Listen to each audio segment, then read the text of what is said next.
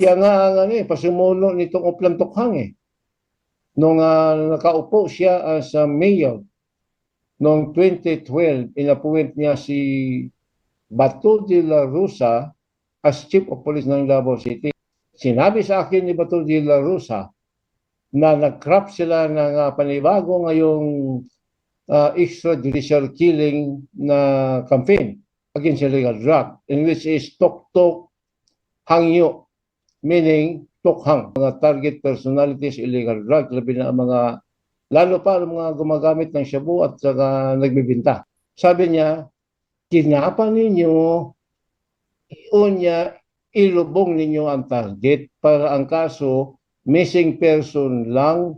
At ang panghuli, the more general one being the destabilization, insurrection, and public disorder. I mean, if Trump can get away with it, the destabilization, the freaking incitement of riot and insurrection, why can't Sarah? And she didn't even go as far as Trump did. Pinangungunahan ni Ferdinand Marcos III, the senior Deputy House Majority Leader at anak ni President Ferdinand Marcos II, ang paglikom ng perma seemingly disobeying his father's wishes of letting Duterte slide.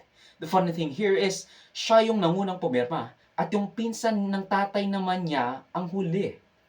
Which is also one of the people na direktang naapektuhan ng isa sa mga article of impeachment, particularly number 1, the conspiracy to assassinate Speaker Romualdez.